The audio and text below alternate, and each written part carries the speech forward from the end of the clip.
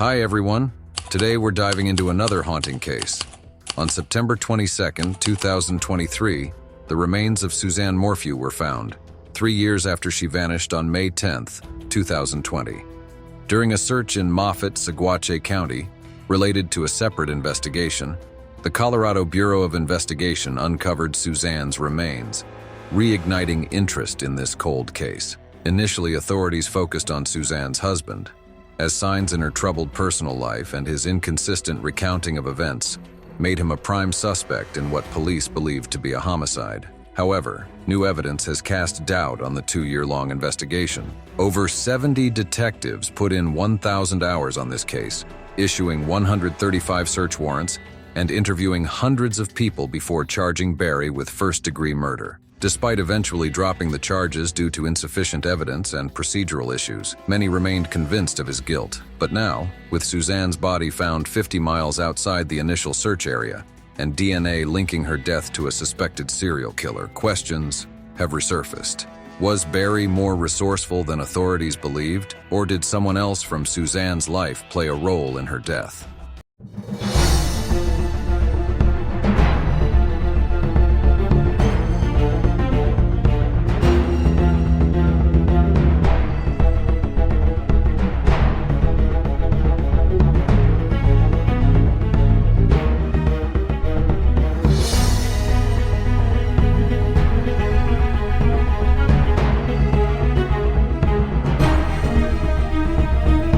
Suzanne Morphew was born on April 11, 1971, to parents Jean and Adrienne Alexandria, and had 2 brothers, David and Andrew. Friends described her as an intelligent, thoughtful, and kind individual. In high school, she met her future husband, Barry Morphew, a skilled baseball player once signed to the Toronto Blue Jays, while she pursued a degree in education at Purdue University. So unfortunately, Barry's athletic career was cut short due to an injury.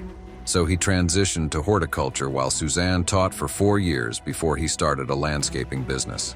Together, the Morphews built a picture-perfect life with their 2 daughters, Mallory and Macy, until Suzanne was diagnosed with Hodgkin's lymphoma. She battled and beat cancer twice, and in 2018, the family moved to Salida, Colorado, for a fresh start, and to be near Mallory, who was attending college nearby.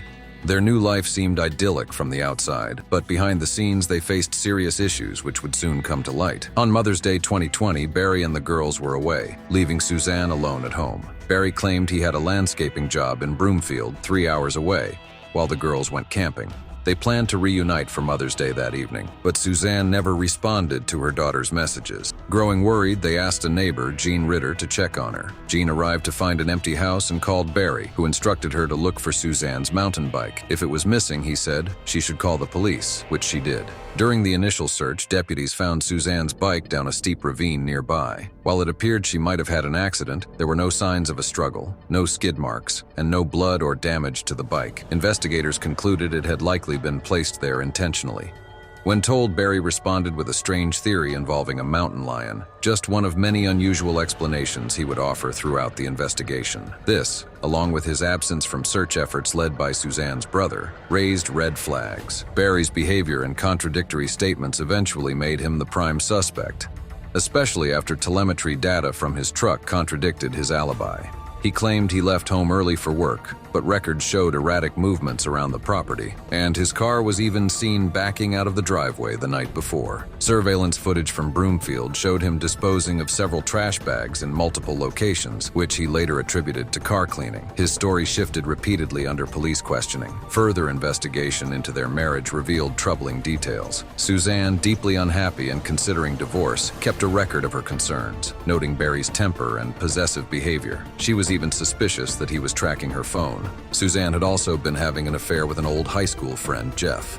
Despite this revelation, investigators quickly ruled him out as a suspect. However, they theorized Barry may have discovered her affair and acted on it. In their home, police found a tranquilizer dart cap in the dryer, a spent bullet casing in the bedroom, and signs of damage that suggested violence. On May 5, 2021, nearly a year after Suzanne's disappearance, Barry was arrested. Charged with first-degree murder, evidence tampering, and other offenses, prosecutors felt confident in their case. But as the trial approached, the defense exposed several weaknesses. DNA found on Suzanne's bike helmet and car didn't match Barry's, instead linking to an unknown assailant involved in other unsolved crimes. The defense argued this new evidence, combined with procedural missteps by investigators, left reasonable doubt. Barry's case was ultimately dismissed in 2021, but it could be reopened if new evidence emerges. And that's precisely what happened in 2023 when Suzanne's remains were found in a shallow grave, far from Barry's property. This discovery has led some to speculate that Suzanne may have fallen victim to a serial killer instead. Barry's lawyer suggests the investigators unfairly targeted him and hopes they will acknowledge their mistakes. Meanwhile, Barry has filed a lawsuit against the authorities, seeking $15 million in damages for wrongful prosecution. With Suzanne's case still open, the truth remains elusive. Was Barry wrongfully accused, or did he manage to cover his tracks? Only time and further investigation will tell. Until then, we hope Suzanne get her justice. Hit that subscribe button for more unsolved cases.